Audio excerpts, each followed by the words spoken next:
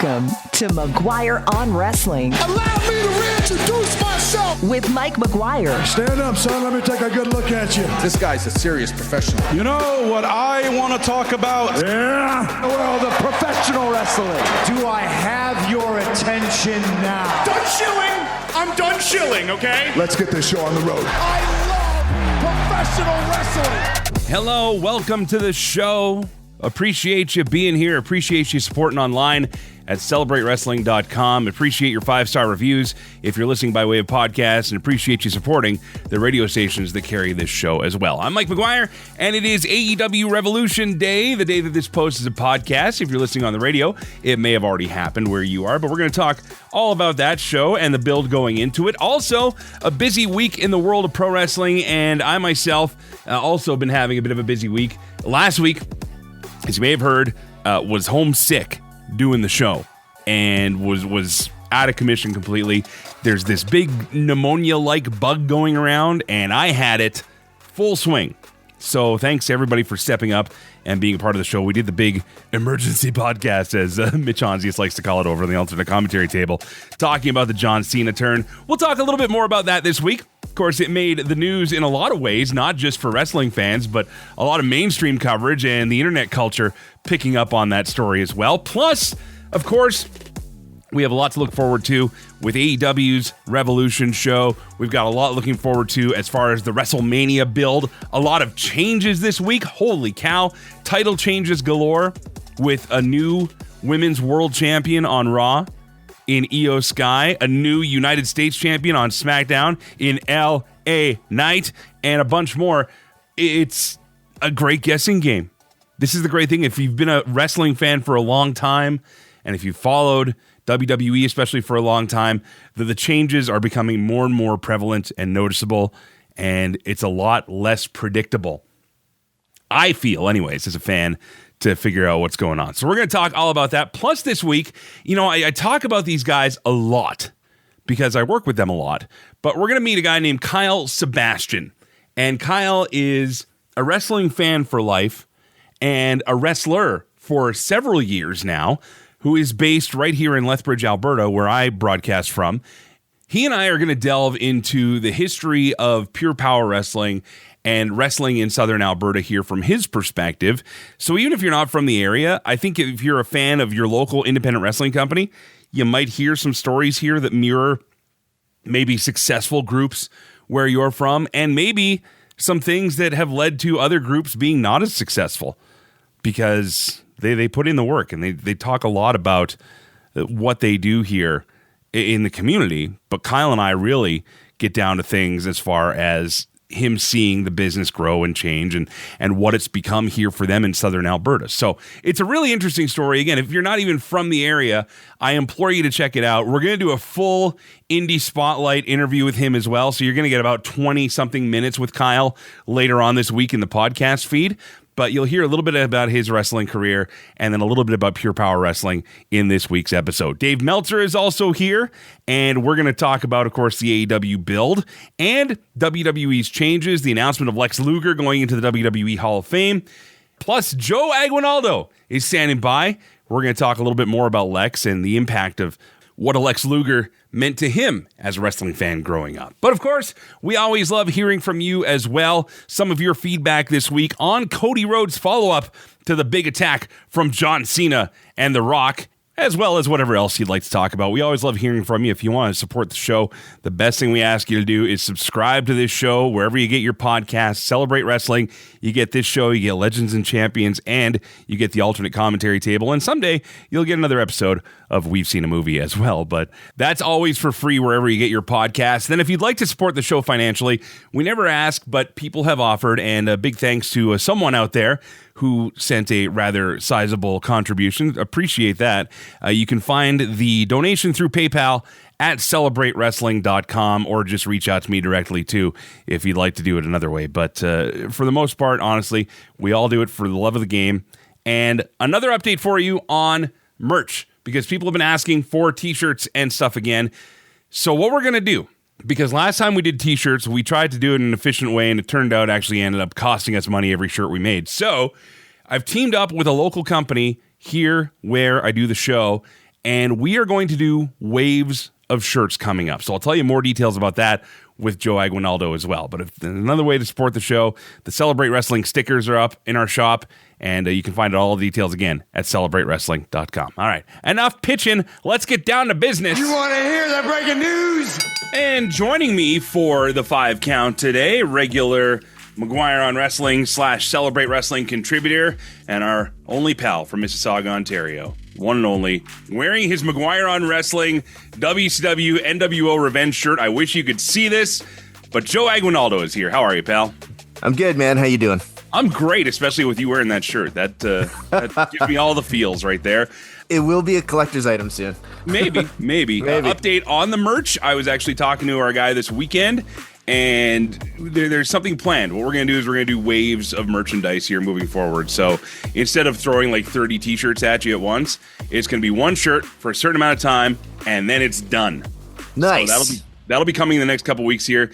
And first shirt is not actually going to be one of mine. It is going to be the Greek World Order. So we'll give you more details on that in the next week or so here. Follow the Facebook page. But Joe, top stories of the week. The first one we have to talk about, of course, is the fallout and the internet culture that has been generated by the John Cena heel turn. The most socially interactive moment now in WWE history. WWE has even gone as far as to release the top 30 big turns and swerves in WWE history or wrestling history, and they have ranked this one number 1 over Hulk Hogan turning on WCW and the NWO forming. Wow. I don't know if I agree with that, but this is still a big heel turn, and if I may, like I'm gonna take it to a personal level. So, sure. Like at my house, I'm the only wrestling fan. Okay. But like literally just 15 minutes ago, my kid comes downstairs. He's like, "Hey, Dad, what's a turn heel?" And I'm like, "What do you mean? Like, you mean a heel turn?" He's like, "Yeah, because someone sent me a video of John Cena turning heel. I thought he was a good guy." And I'm like, "Oh my God, this is hitting my family." Like, wow.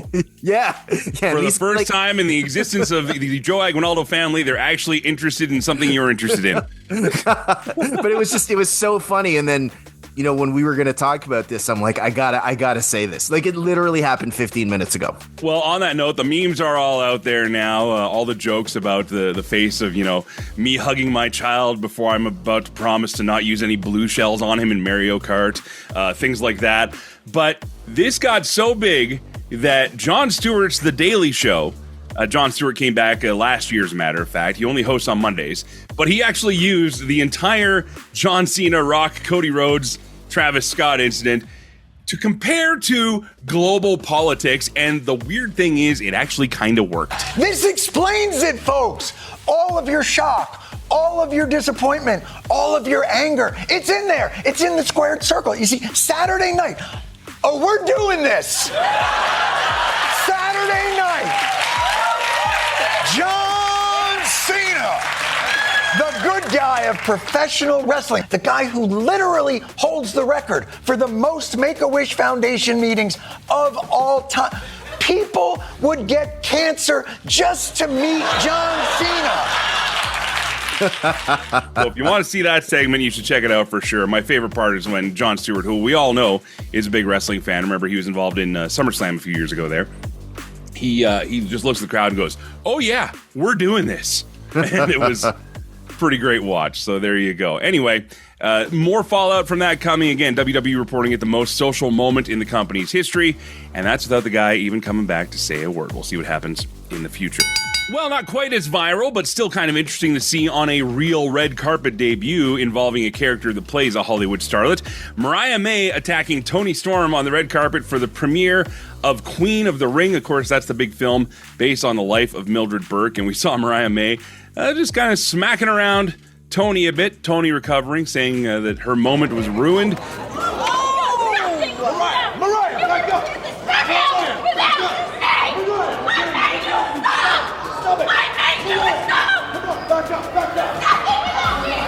She's ruined my moment. Of course, that builds up to the big match for AEW Revolution tonight. How do you feel about these real life angles coming into play with this storyline? I think they may have overdone it a little bit. I understand staying in character. Like, I remember even back in the day when, like, you know, guys like Undertaker, for example, would be on TV and still somewhat stay in character. But, like, this is like the debut of a film. And again, if Mariah and Tony want to be in character and hate each other, quote unquote, I'm all right with that. But when you start to get to the physical stuff on something like this, I don't agree with it. I thought that was a little too far. Well, I respectfully, my friend, disagree. I thought it was great. I thought if you're going to do it anywhere, you got to do it where there's the most eyes. And whether or not people took it seriously is the question, because there was a lot of people that were kind of giggling as it all happened. But hey, that's kind of what pro wrestling is. Those of us that care about it, and those that don't know anything about it go, ha, that's kind of weird. So we'll see what happens. As far as the build-up for the match, I feel has been great. We'll talk more about that coming up with Dave Meltzer in a bit as well. There you go. Big kudos going out to a couple of Alberta wrestling promotions, as Top Talent Wrestling and Love Pro Wrestling both made their debuts in Calgary. Now, both companies are Edmonton-based promotions. However, they both ran Calgary for the first time and did a pretty great job with both shows, including Matt Cardona and Deonna Purrazzo appearing on the Top Talent show. Matt Cardona actually had some great words to say about his experience in Calgary, along with owner-promoter Harlan Abbott, who put on the show. Says that it was a great match and that he couldn't wait to get back to the greatest country in the world, the United States of America. True Matt Cardona style. The Love Pro Wrestling show featured WWE alumni and former Stampede Wrestling great Rick Victor, who was once known as Apocalypse back in the day. And again, look for both promotions to continue their reach across Alberta. The WCW YouTube channel is officially a thing now. No longer will you have to search for weird Daily Motion links, as WWE announced the launch of the channel this past week. Now, there's not a ton of content on there just yet. However, the first Nitro with the Lex Luger appearance there is showing up. Also, you'll see some great pay-per-views in their entirety. Again, all for free.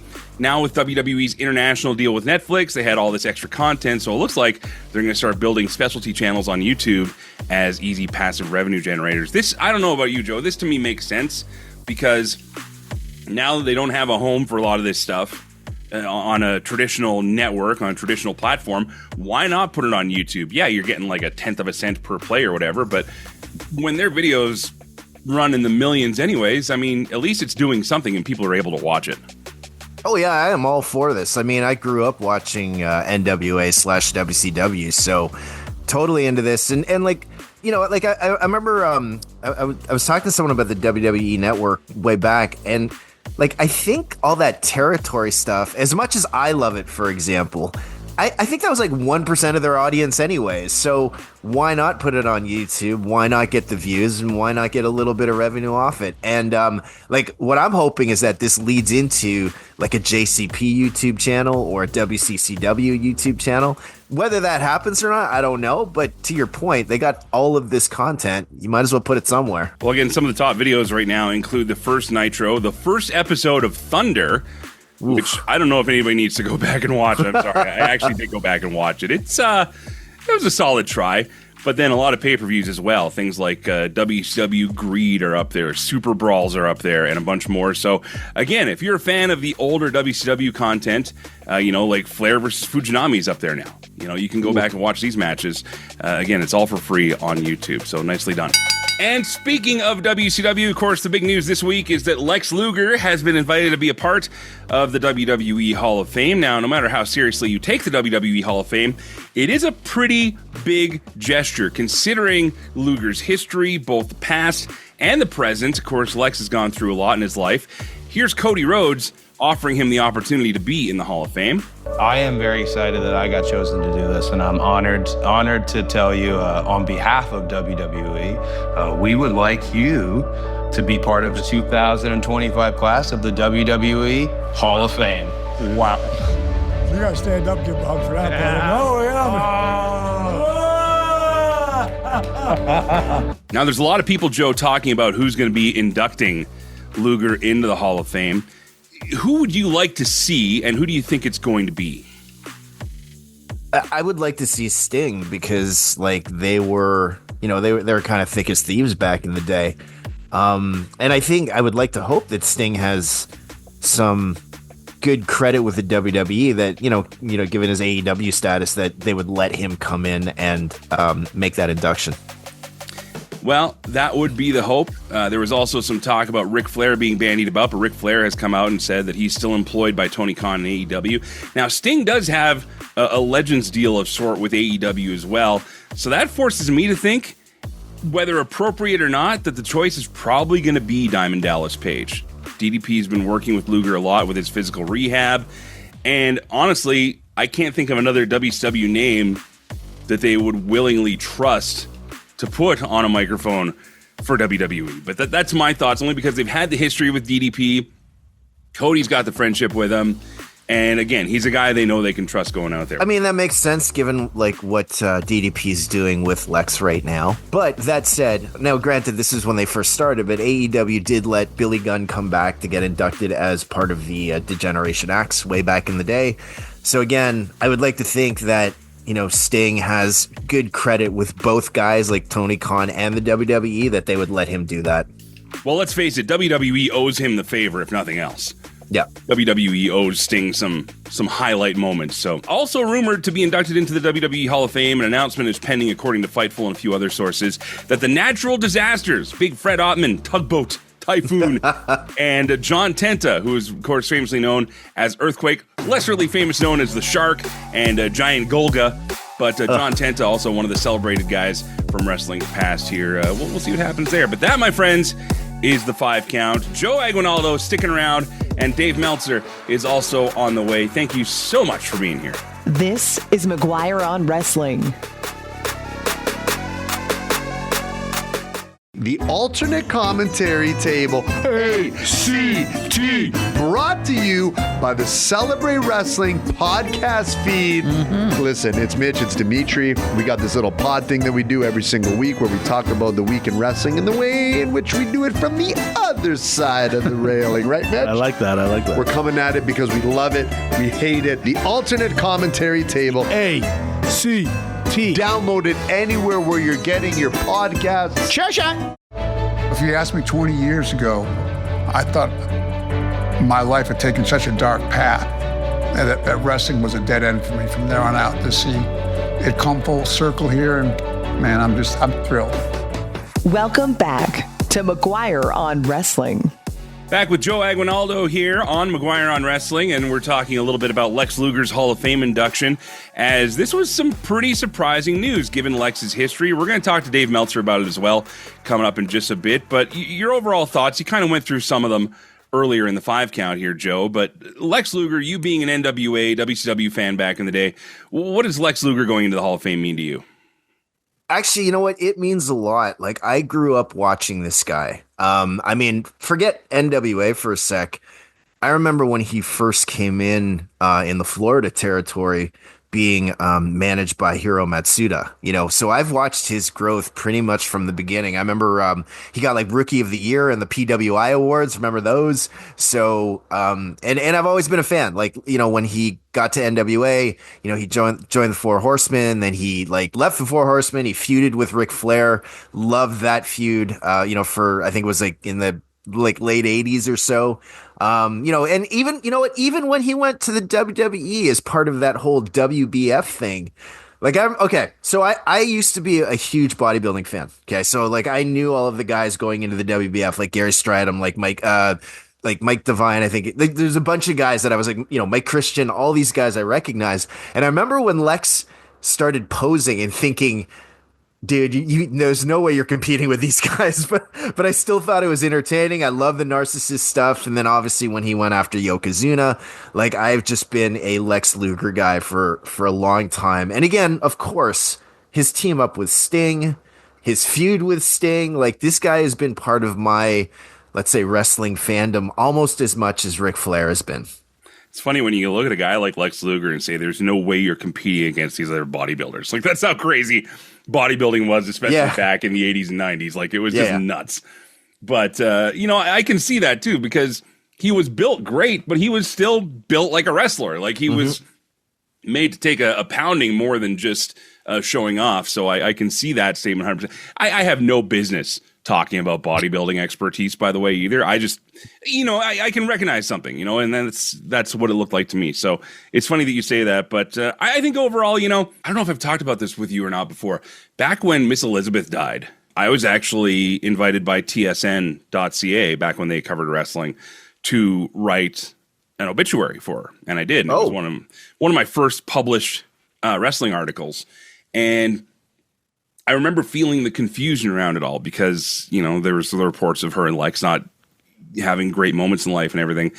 You can only get away with being a phony for so long in the world.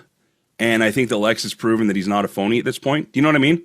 Yep. When you see him talk about his life and how he's come back from a lot of dark places, he even said it in the Cody segment there, like, now to celebrate a guy like that, I don't think it's the worst thing. No, not at all. Not at all. And that's the thing, to your point about quote unquote faking it. Like, I remember when Shawn Michaels came back, right, in the early 2000s, and, he had found God and all that stuff. And that is, by the way, no insult to that, no problem with that at all. Not, yeah. But because you knew who Shawn Michaels was, there was always that in the back of your head, yeah, whatever, dude, when are you going to fall off the horse? And he never did. And it's the same with Lex Luger. Like, when Lex Luger sort of came back, there was always that thought in the back of your head, like, wait a minute, weren't you the guy that had all these problems? And to see him now, it's like, yeah, I have no problem celebrating Lex Luger's wrestling career. It's time for the Wrestling Observer Insider with Dave Meltzer, McGuire on Wrestling. Well, as we're recording, it is the eve of AEW Revolution. Of course, that takes place from Los Angeles, from San Jose, California. Dave Meltzer's here. Not going to the show tonight? No. It's 400 miles away, and I have a bunch of friends coming over. I'm actually super looking forward to the show. Yeah. Somebody sent me, it's actually another reporter, and predicted 4 5-star matches, which I don't think there's ever been a show with more than 2. Okay. So we'll see. I mean, it's really the most loaded lineup for a show as far as depth of matches that I can ever recall. I mean, I know that there have been some great deep AEW shows, but overall, I don't think that there have been any with this level of high level depth. It's really if you like great matches, this is definitely the night, so yeah. And they're going to have a good crowd. They were over 11,000 last I checked, and right around, hovering just under 1 million. So, successful show. Well, and you say depth. Now, obviously, I think you're referring to talent here, but as far as storyline goes, where do you think the storyline build matches the depth of the talent involved tonight?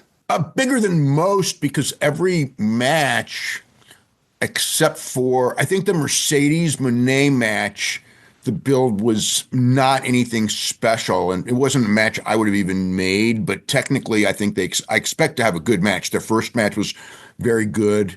Mercedes gets a lot of time, and she knows how to work. She basically handpicked her, to have a great match. So I expect the match to be great, but I don't think the storyline was particularly great. And then the Hurt Syndicate and Outrunners, I don't think the storyline was anything special. It's almost been kind of like, a joke championship match. But all the others, really, Adam Copeland and Moxley have had 2 hard months on TV, pushed hard with, all the different storyline twists and turns. And, Kenny Omega and Takeshita is goes back years. Fletcher and Will Ospreay's the cage match blow off, to their matches and, their friendship and everything that goes back years and years. Adam Page and MJF, really good promos and everything. So Mariah May and Toni Storm, maybe the best of all of them storyline wise, goes back 14 months. So, these are long.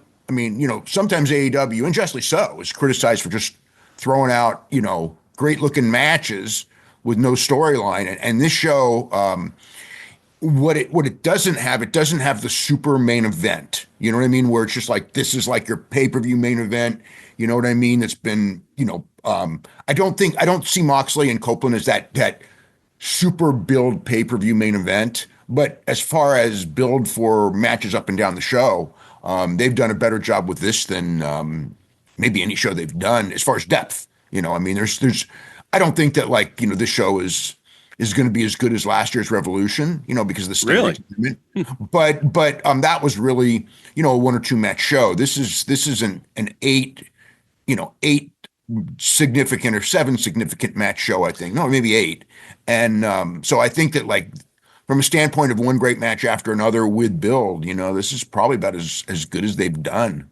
Would you say the bigger match built once again for this show, at least in my opinion, this is the one that's got most of my attention, I've been talking about it a lot, is the Toni Storm versus Mariah May match here, because this feud has probably been the most solid thing they've had going for the last year. Yeah, I thought that the idea of doing the angle at the red carpet was brilliant. I like that stuff. It's not the normal stuff. You're on the red carpet a real red carpet for a real movie. For a real movie, yeah. Yeah, in Los Angeles, and you do an angle there. I don't think it was played up big enough on Collision, and it was done on Friday night, and then or Thursday night, I think. It was actually Thursday, but they put it on social media, but like on Collision, they showed it, but I think it should have had more emphasis, because I just thought that kind of a thing, just should have been hit harder on television.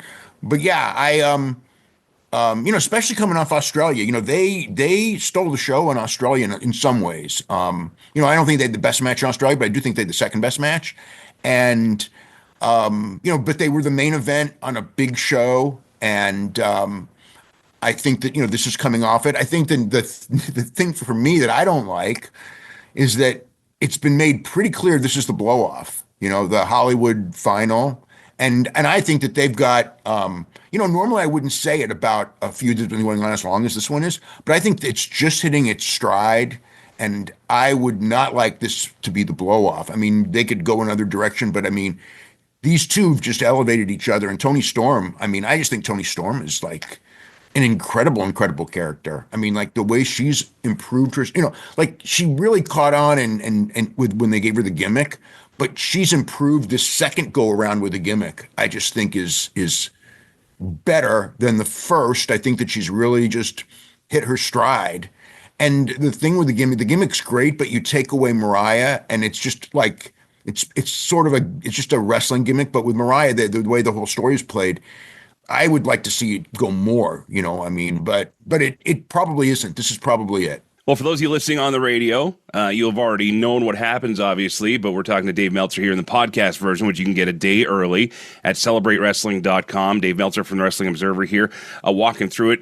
If you're Tony Khan, at this point with Toni Storm and how much she's delivered, like you're trying to lock her down for years, aren't you? Absolutely, yeah. She's one I don't see. You never know. WWE is really hot, and there is, more than ever before. There's that feeling now that if you get good in AEW, you go to WWE. Where a couple of years ago, a lot of people were wanting to go in the other direction. The good wrestlers were wanting to go because you had more freedom to wrestle and all that. But now, with the difference in the crowds and everything, there is that movement, where people just think that WWE is the big time.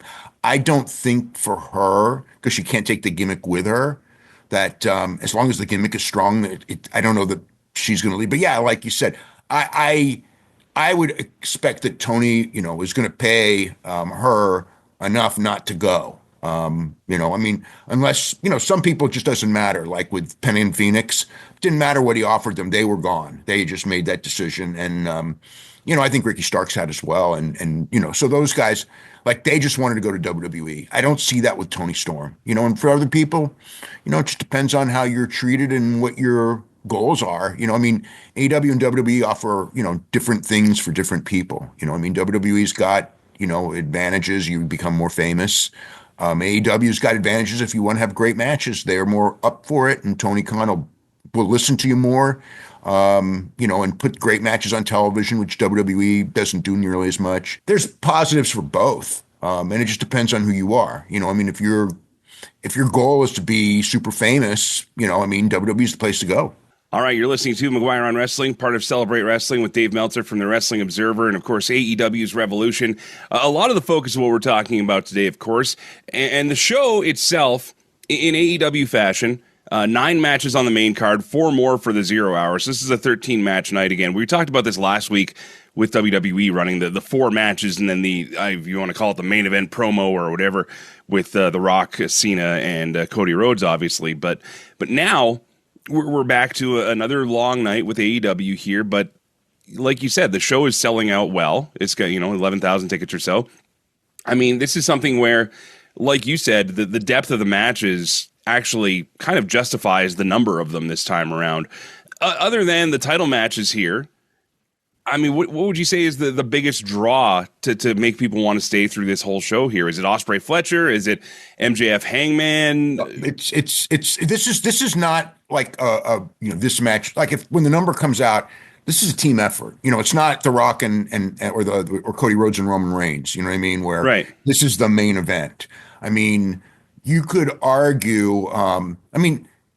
Kenny Omega's been pretty hot with his return. So you could argue his match, it's, with everything, where with that one, obviously Ospreay and Fletcher in a cage. MJF and Hangman, I think, has really been strong. I think that their promo work has been great. It's a great show. I mean, as far as just sitting down watching a 4 hour, and actually it's probably going to end up being closer to 5 with the 0 hour. I mean, the 0 hour, it's not like there's matches on the 0 hour that are knock 'em dead. They're just there. It's like I actually expected that they would do a match on the 0 hour with the Luchadors, or something like that with like Mystico and Mascarada, since it's in LA and they didn't. They are going to do Hologram and Commander against Blake Christian and Lee Johnson. Yeah. But I expected like some blowaway match like they had in Sacramento with Hologram and Dralistico. Those guys just freaking tore it up.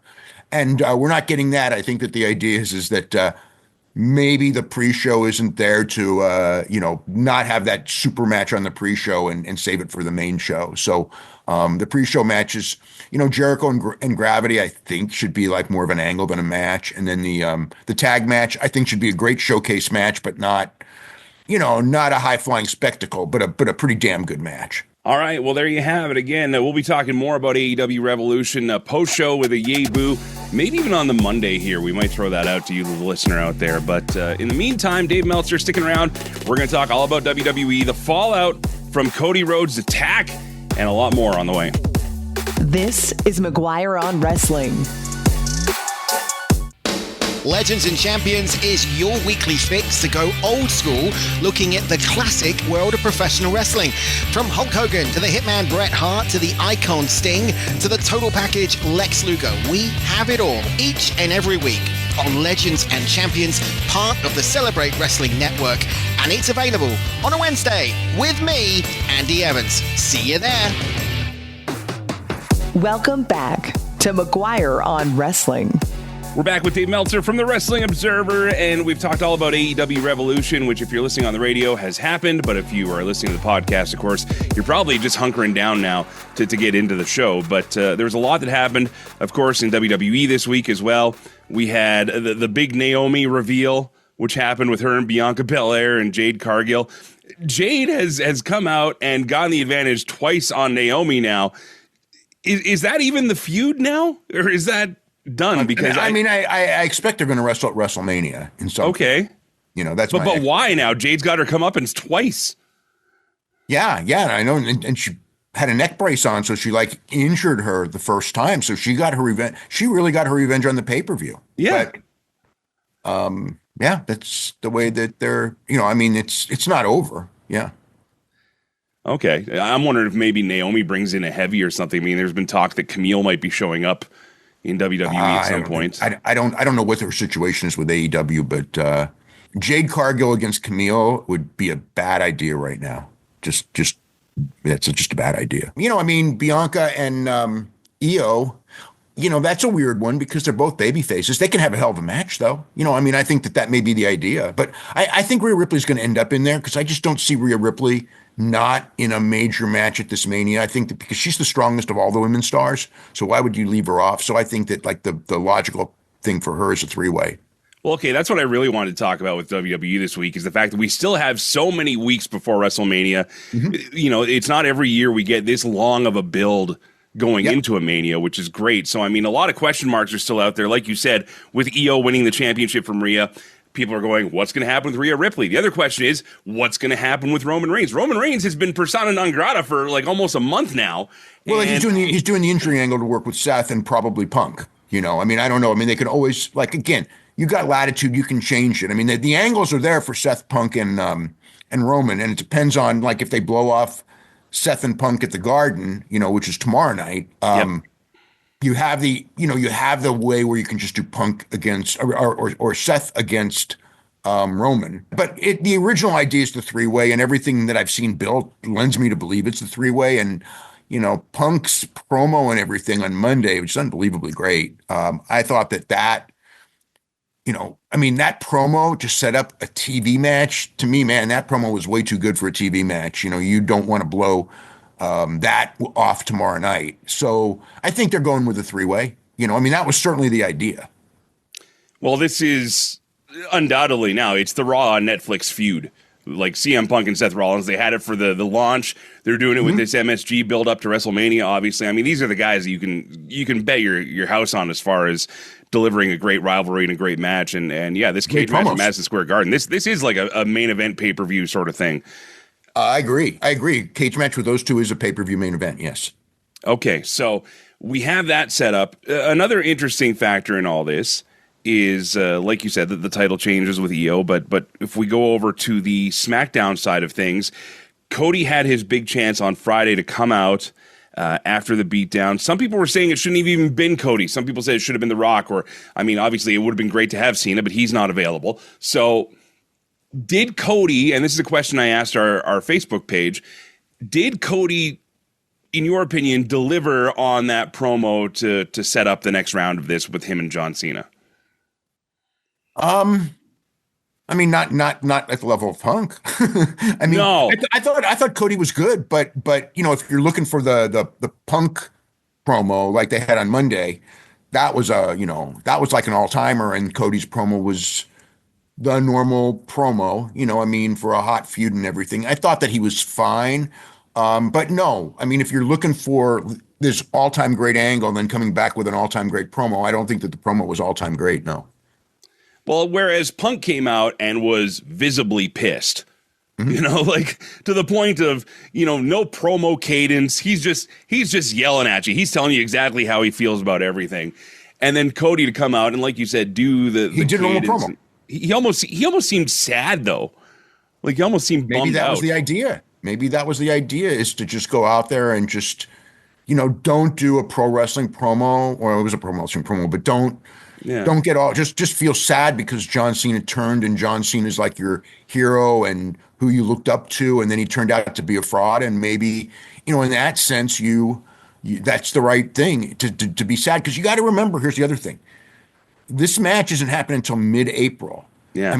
Your best promo should be in early April. It should not be in early March. Because if you go and do this great promo in early March, then what do you do for the next couple of weeks? I think maybe the idea is to build and build and build. So the idea that the first promo is more, setting the table, you know what I mean? Or just going, hey, I'm just sad at what happened. And then you get madder and madder, and you peak it when you peak it. So again, to judge everything by this one promo, it's too long of a build. So you can't be just going out there, because if you do everything like Punk did, it's like, then what do you come back for? You got to do promos for the next 7 weeks or whatever it is. I suppose so. Again, it's having that long runway going into WrestleMania that a lot of us, myself included, I feel I'm just not used to anymore. So, 100 things can happen between now and Mania, and I guess they could still change the matches. And will. Yeah. Another thing here, just as we touch on WWE news with Dave Meltzer from the Wrestling Observer and WrestlingObserver.com, there seems to be a WWE migration and integration with the releasing of a WCW YouTube channel now. Mm-hmm. There's more WCW star names coming out as merchandise. He just had a big action figure come out, which is a big revenue generator for guys these days. But Lex Luger into the WWE Hall of Fame. There was a lot of question marks around this one, of course, with what happened around Elizabeth's passing back in the day. But with Lex going in now, he seems to be on a bit of a, for lack of a better term, and I don't say this jokingly, but he's been on a bit of a redemption tour for the last few years here. Seems like he's in a good place and got the big nod from Cody Rhodes before, obviously, the pay-per-view happened. Cody walking in, surprising with the announcement here. Lex Luger going into the Hall of Fame. Your thoughts? It's the WWE Hall of Fame. You know what I mean? It's like, I don't really have thoughts. It's like, I think that for what they do, I think that it's a great move for this year. There's a lot of sympathy there for Lex. people have forgotten a lot of the negatives. Obviously there's a lot of negatives there, but the negatives are long gone. And like, honestly, like, I mean, the guy's been in a wheelchair for a long, long time. Mm-hmm. And, he's had a positive outlook. I mean, I got, I'm not saying, people change. I'm not judging Lex Luger today by Lex Luger of the 80s. And again, even though, or the later, when he really had a lot of issues. Mm-hmm. It's like, guys in a wheelchair, make them happy. And, as far as a wrestling star goes, he's a bigger star than most that go in. It's like, if you're looking at like star power wise, does he deserve it? Yeah, of course he does. A lot of people do. So it's like, that's not that. If you go like, well, he walked out on Vince, in the middle of that thing and showed up on Nitro and we're going to hold a grudge for 30 years, you could do that. And, Vince is out. I don't think too much has happened, too much water under the bridge. It's not like TKO doesn't care about old Vince feuds, right? Like they don't care at all. I don't even think Vince does anymore. What I mean? It's water under the bridge. Look, there's plenty of people that they put in their Hall of Fame that Vince, from a personal standpoint, probably hated at one time or another. So, I mean, that happened in the Elizabeth thing, and he certainly had a, major down points in his life and, was not always the most well-liked guy. And it's not about who, I mean, I think like a lot of the people that I know that weren't really that fond of him in the WCW days because, he got everything handed to him. They like him now. You know what I mean? And they have sympathy for him and everything. And I would say I had the same thing. It's like, I only wish for the best for the guy, obviously. And he's lived a very, very hard life and he smiles his way through it. And I absolutely, when they announced it, I usually don't care about the announcements for the Hall of Fame because it's not, really, it's just whoever Paul Levesque wants. It's the Paul Levesque Hall of Fame. But it's like that one I was very happy for. All right. Well, Dave Meltzer is here again from the Wrestling Observer and WrestlingObserver.com. What are some things people can read about in the latest edition of the newsletter, Dave? Just the coverage of Chamber. I mean, oh my God, there's so much news in this issue, between stuff behind the scenes in WWE.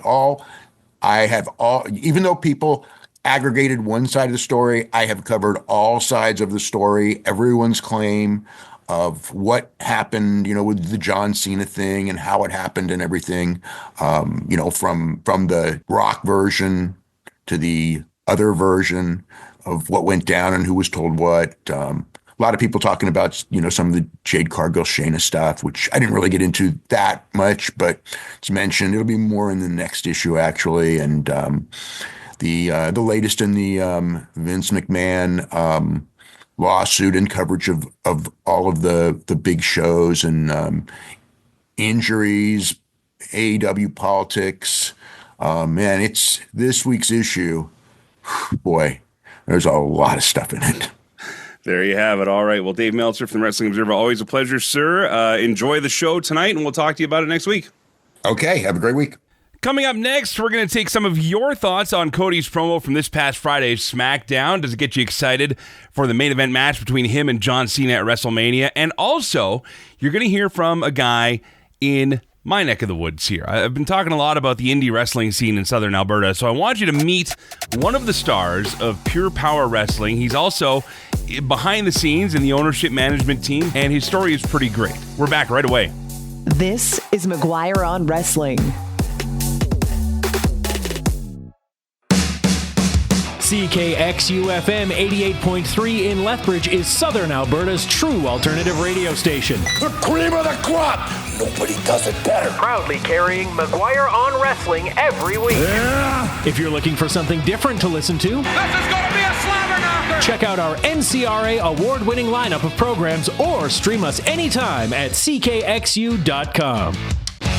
John, I know you're watching. I know that you think that your successor had to look like you, had to talk like you, had to be like you, had to live like you. Well, the next one doesn't look like the last one, John, and you are convinced that you are the last of your kind. You are not. I am standing right here. I am holding this above my head as if it weighs nothing. And at WrestleMania 41, I will do the same. John Cena, clearly you want some. Come some and get some. Welcome back to McGuire on Wrestling. That was Cody Rhodes getting awfully fired up at John Cena and The Rock after their attack on him with Travis Scott at Elimination Chamber in Toronto. If you missed it on PLE, spoiler alert, it's only been on the internet everywhere for the last week. But really, really interesting stuff moving ahead. A lot of people still waiting to see what comes next. But that was the first response from Cody Rhodes. CM Punk had some words for The Rock and John Cena as well. But, I mean, obviously, the big focus is on Cody and what happens next for him. Asked you on the Celebrate Wrestling Facebook page, did that promo deliver for you or not? So, let's get to some of your feedback here right away. Matthew Smith says he was expecting tears, to which our friend Tips McGee said, after Naomi and Bianca, there's only so many tissues. Yeah, there was a lot of emotion in both those promos. Some maybe a little better than others. I don't know.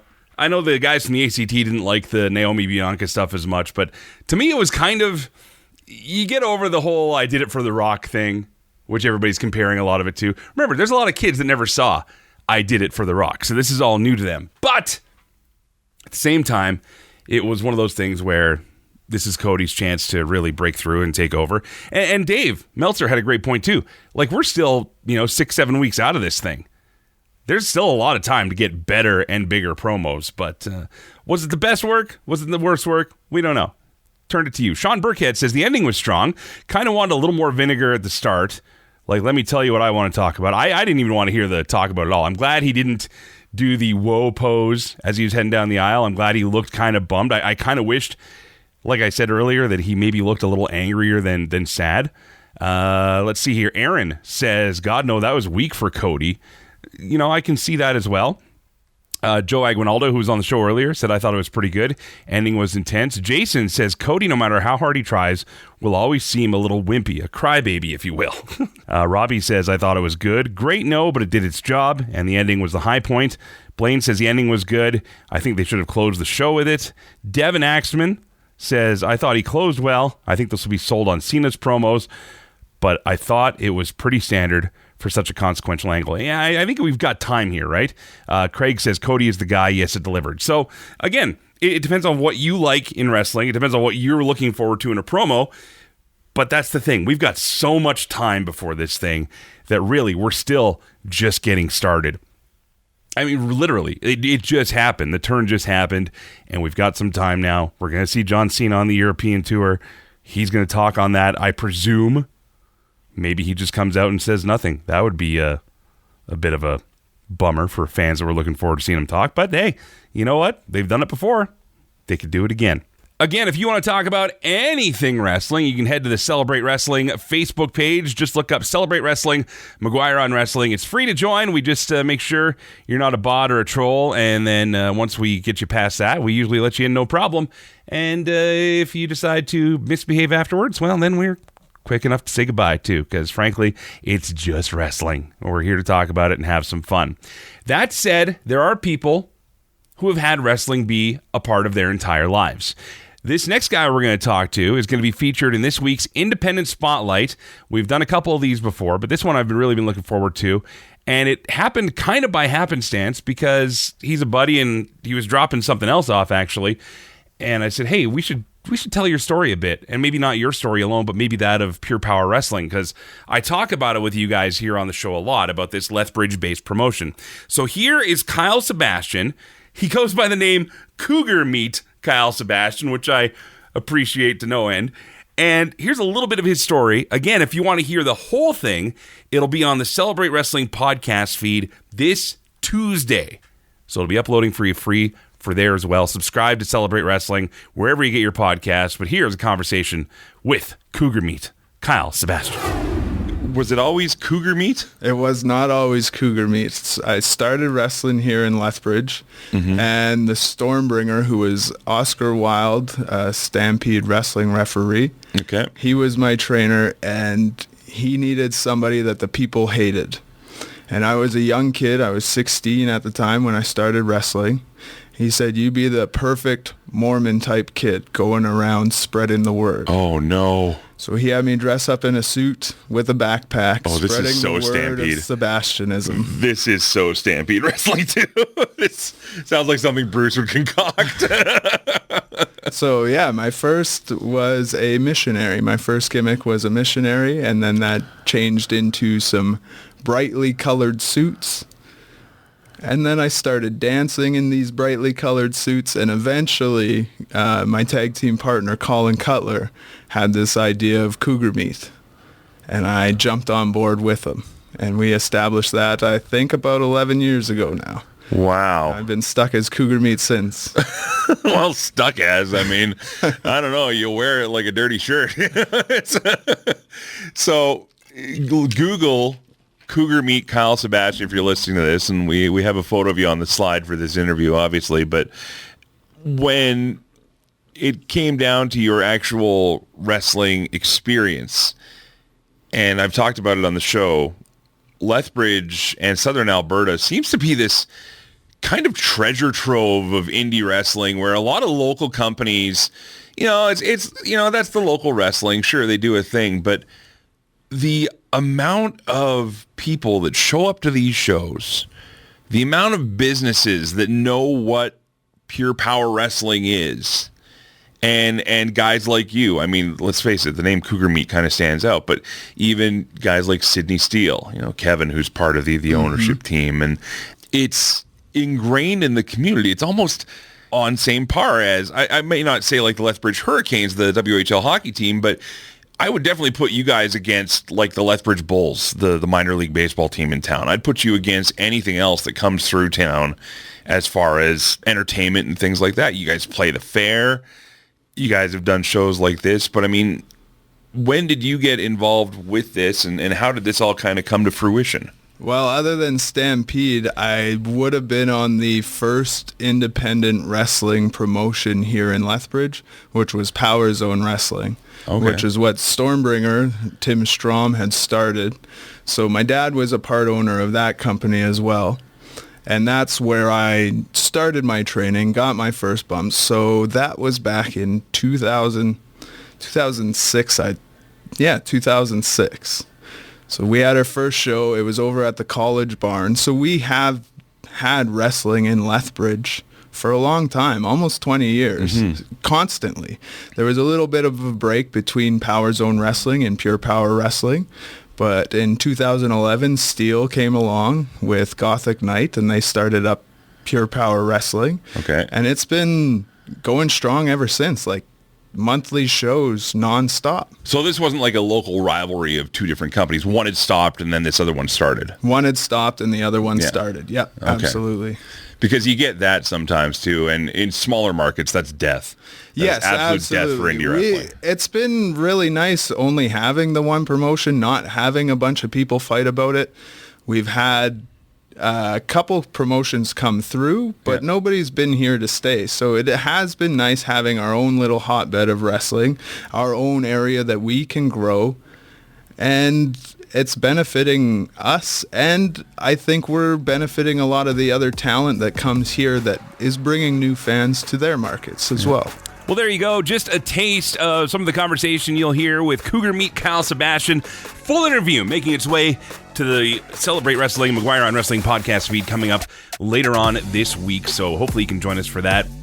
And his story is pretty great too. Him and his dad have this amazing relationship through pro wrestling.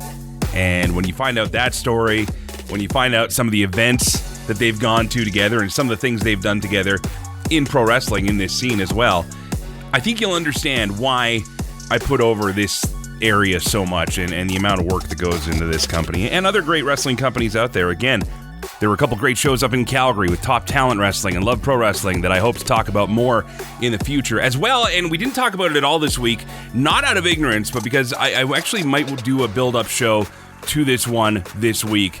Again, a lot of extra pods likely coming your way, but Maple Leaf Pro Wrestling has their second set of tapings and pay-per-view broadcasts coming up, and there is a ton of great talent that's going to be on that show. So I'm going to try and catch up with a couple people heading there as well. But that shuts her down for this week. CelebrateWrestling.com is where you can go to find all our shows, all our info. And if you want to support the show other ways, you can. Until next week, my friend, as always, thank you for listening and letting us do what we do, which is what's in the marquee, celebrate wrestling. Till next time, play safe, drive safe. Be senior. McGuire on Wrestling, part of the Celebrate Wrestling Podcast Network. Online and on the radio. Listen to the show Mondays at 4 p.m. Mountain Time at CKXU.com, wherever you get your podcasts, and at McGuireShow.com.